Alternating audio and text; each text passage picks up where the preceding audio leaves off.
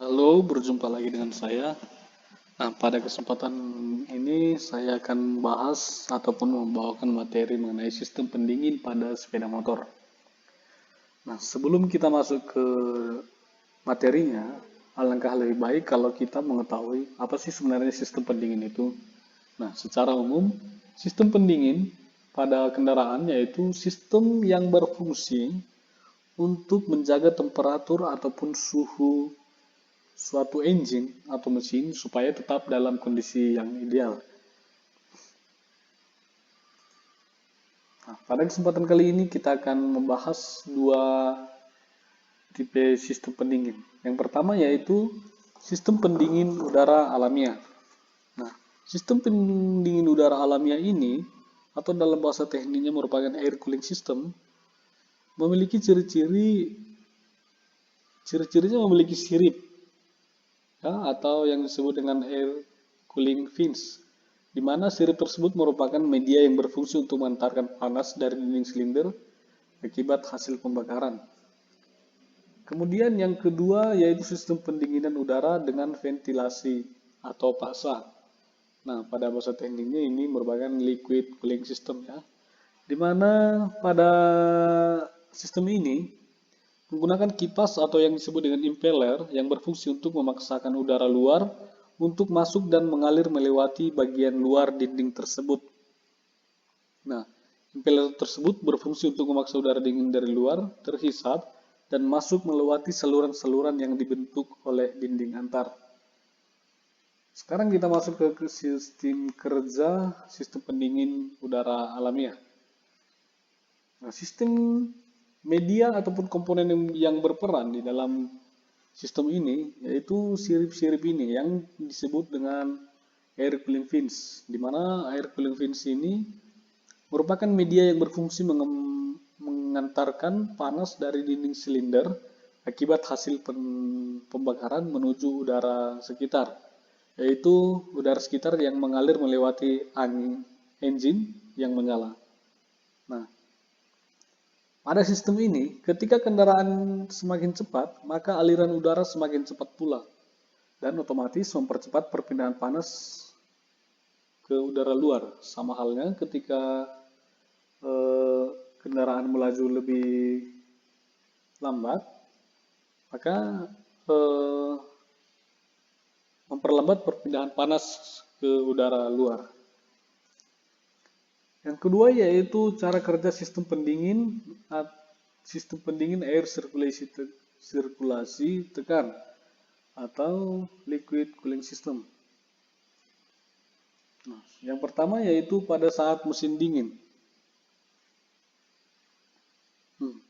Pada saat mesin hidup dan kondisi mesin masih dingin, air pendingin bersirkulasi dari dalam motor menuju ke pompa air dan kembali ke dalam motor lagi.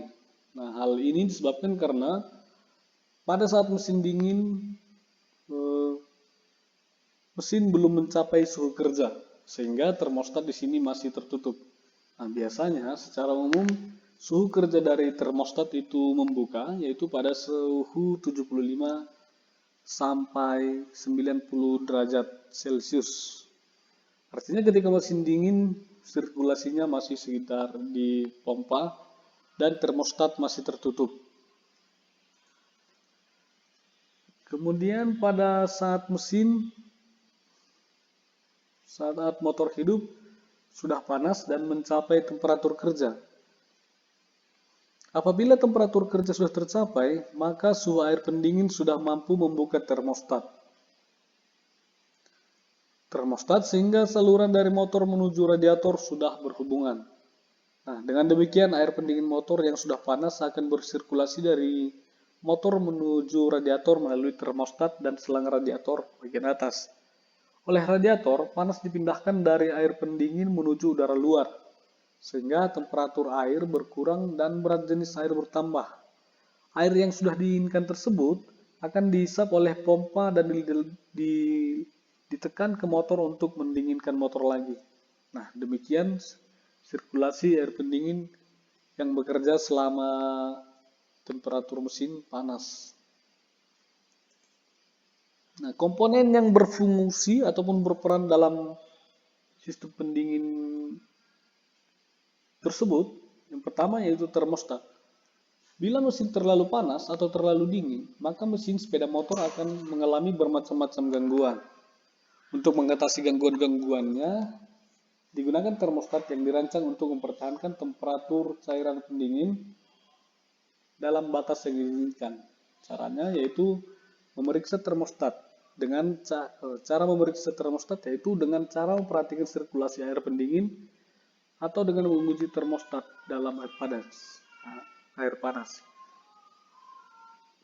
Nah, untuk memperhatikan sirkulasi ini mungkin akan kita bahas di pelajaran selanjutnya pada materi diagnosa kerusakan sistem pendingin.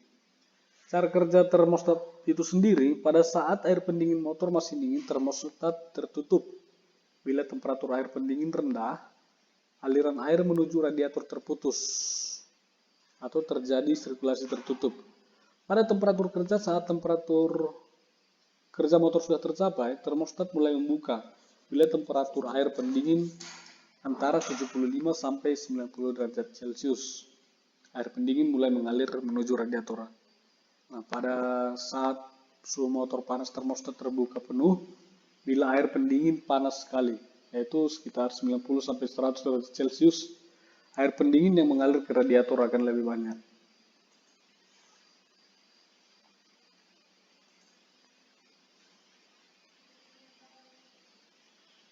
Kemudian komponen selanjutnya yaitu pompa air atau yang disebut dengan impeller. Impeller ini berfungsi untuk memaksa udara dingin di luar untuk terhisap dan masuk melewati saluran-saluran yang dibentuk oleh dinding antar. Nah, pompa air pada sistem pendingin ini berfungsi untuk melancarkan peredaran air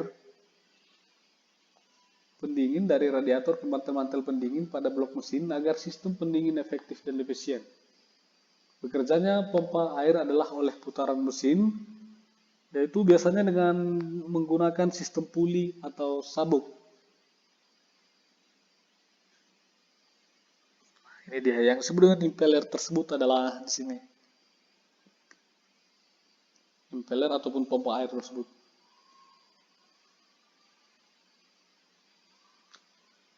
Kemudian prinsip kerja pompa air. Prinsip kerja pompa air adalah saat impeller berputar, air pada pusat terhisap dan terlempar ke arah luar oleh gaya sentrifugal pada keliling impeller. Air disalurkan ke saluran buang atau keluar menuju mantel-mantel air dalam blok silinder dengan tekanan kurang lebih 5 kPa dengan hasil pemompaan 100 sampai 300 liter per menit.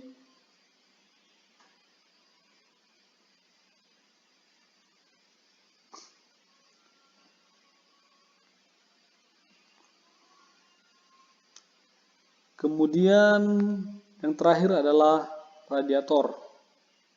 Nah, radiator merupakan komponen pada sistem pendingin air, sistem tekan, di mana komponen ini berfungsi untuk memindahkan panas air pendingin dari sistem menuju ke udara luar. Nah, radiator ini terbuat dari bahan aluminium dan plastik yang mana memiliki kelebihan dan kekurangan yang tersendiri. Nah, pada bagian ini akan saya jelaskan komponennya. Yang nomor satu ini merupakan tabung air atas, kemudian yang kedua merupakan tabung air bawah, yang ketiga ini merupakan sambungan selang atas, yang nomor 4 ini ya. Nomor 4 merupakan sambungan selang bawah, nomor 5 ini merupakan kisi-kisi air, yang nomor 6 ini merupakan sirip-sirip, yang ketujuh ini tutup radiator, dan yang terakhir adalah keran pembuang.